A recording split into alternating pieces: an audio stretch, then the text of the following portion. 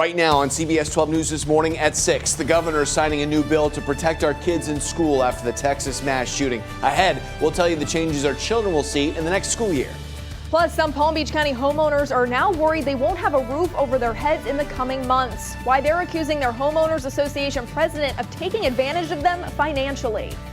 And skies are dry this morning once again. We'll take a closer look at when the storms return to the area. It's a new day. This is CBS 12 News This Morning.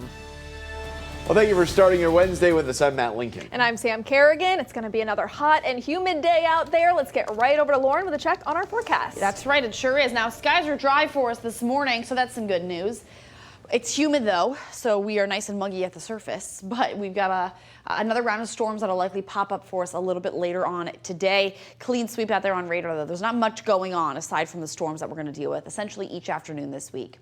7:30 this morning, skies nice and dry out there over the next few hours. Here's 11, nothing out there. But this is a look now at around 1. You see these clouds starting to pop up a little further inland. That's our sea breeze boundary that's beginning, and then storms develop out of that. Here's 3:38, just before 3:40 this afternoon. There's the storms. Here's 5:15, storms. Here's 7. Rain is still lingering outside. Localized flooding, likely our biggest threat for the area today. We did have a few flood advisories get issued yesterday. We'll probably see that happen one more time through the afternoon. Here's 10:30. Showers and a few storms are continuing to linger at that point. This is 4 o'clock later into the morning. Tomorrow, 7:15 Thursday morning. So you get the picture. Skies are dry for the morning hours, and then we see the storms returning a little bit later.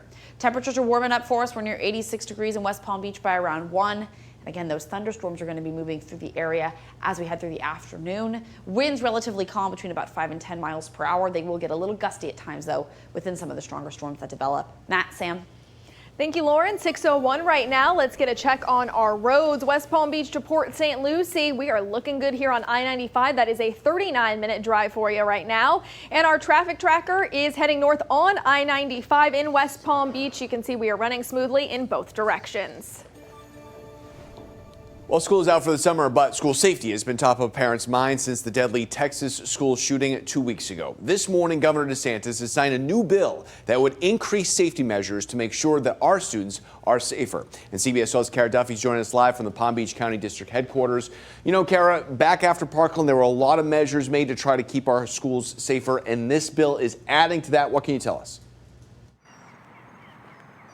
That's right, Matt. You know, this newly signed bill into law paves the way for school districts all across the state to continue to implement additional recommendations made by the Marjory Stoneman Douglas Public Safety Commission. Now, if you recall, that group was put together in the months following the 2018 Parkland school shooting with their sole focus, investigating the massacre as well as ensuring safety moving forward in all of Florida's schools. And that is part of this new law. So here's some of the highlights that we can expect in the next month here. First, the law requires 80% of employees at all schools within districts to receive training when it comes to youth mental health awareness and assistance. It also requires all school boards to adopt family reunification plans in the event of an evacuation or emergency.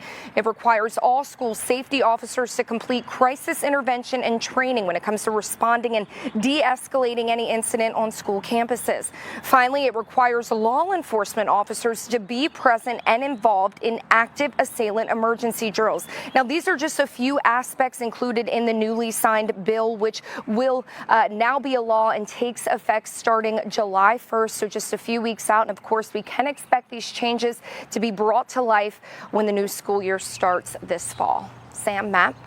All right, Kara, thank you. And this morning, Democratic lawmakers are calling on a special session to address gun law reforms. Secretary of State Cord Byrd announced a timeline for lawmakers to respond to a poll about holding a session. What would happen if 60 members of the House and Senate agree on regulating high-capacity rifle magazines, universal criminal background checks on all firearm sales, and expanding Florida's bipartisan passed red flag law?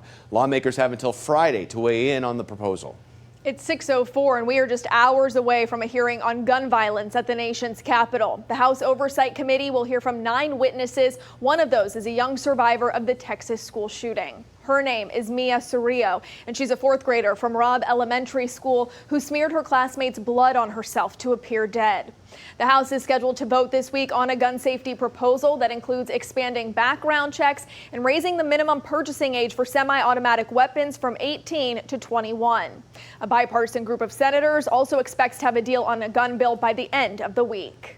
Well, now let's take a live look right here at the White House, where Uvalde native and actor Matthew McConaughey put pressure on lawmakers to do something on gun reform. In an emotional speech at the White House, he spoke about victims like 10-year-old Maite Rodriguez. She had dreamed about becoming a marine biologist. And McConaughey talked about how she wore these green high-top Converse shoes with a heart drawn over her right toes. These are the same green Converse on her feet that turned out to be the only clear evidence that could identify her after the shooting. How about that? McConaughey also talked about 10-year-old Alithia Ramirez, who loved to draw and paint. Her dream was to go to art school in Paris and one day share that art with the world. McConaughey shared a self-portrait she made. Now, this particular drawing is a self-portrait, all right, of Alithia drawing with her friend in heaven looking down on her, drawing the very same picture. McConaughey demanded Congress come together to pass gun reforms that can save lives without infringing on Second Amendment rights. 6:05 right now, and we have an update on a story we have been following for weeks. Martin County commissioners approved a new rule requiring sex offenders to live further away from places where our kids spend most of their time, like schools, daycares, and parks. Now, before, they were allowed within 1,000 feet of these places, but now under this new rule, it's 2,500 feet, so more than double the distance. St. Lucie and Indian River counties already had the 2,500 feet rule in place. The new rule in Martin County goes into effect in September. Well, 6:06 in this morning, the man caught on camera defacing a Pride Street mural in Delray Beach will avoid jail time. A judge sentenced Alexander Jarek to 2 years of probation, 100 hours of community service, and a mandatory mental health screening. Remember this video here? Prosecutors pushing for 30 days in jail and 5 years of probation. We spoke to a leader in the local LGBTQ community who is upset by this sentence. This is a disgrace. This man did an intentional hate crime, and the state attorney's office really messed up in sentencing, and the judge could only do what he's allowed to do with the sentence that's with the charges that are put forward. Now, that judge also ordered Jarek to handwrite a 25-page essay on the Pulse nightclub shooting. The crosswalk he vandalized was unveiled last June in memory of those victims. 6:07 right now. And this morning, homeowners in Mangonia Park are waking up afraid they could lose their homes. The Homeowners Association passed a special assessment requiring owners at each unit at Tiffany Lakes condominiums to pay $10,000 by November. People who live there say this is unfair because all the votes came from the HOA president, who owns 51% of the units. He claims the assessment is needed to make necessary repairs to the roofs and plumbing. 93% of the owners here are investors, so I run your business better. When everybody wanted really low dues and didn't want to fix roofs, didn't want to deal with termites, didn't want to fix valves, everything you're supposed to do to maintain a property, which ends up getting you a Surfside tragedy. According to the proposal, $6,500 will be due by July and the rest by November. Right now, lawmakers are looking at how state statutes can be changed to avoid this burden on families already struggling with the state's housing crisis. Well, last night, Lake Worth Beach residents overwhelmingly spoke in favor of the city's leaders signing off on the restoration of the old Gulfstream Hotel. We've been telling you about this here over the past week or so. Project would fully renovate the historic building and add an additional 165,000 square feet of hotel rooms, along with more parking. City commissioners still need to vote a second time for that project to move forward, and that meeting is on June 21st. 6:08 is now the time. Florida is once again under the microscope after a new report showed undercounted COVID cases and deaths at the start of the pandemic. Next, how this could have impacted the state's response to the pandemic and how the health department is handling the investigation. And kids missing out on school. We're getting new numbers in this morning showing just how much the pandemic caused student absences to go through the roof. We'll tell you what that could mean for the COVID slide next. And let's get a live look outside this morning in Juno Beach. Sun just starting to rise on this Wednesday. Stay with us here on CBS 12 News this morning. We've got much more after this break.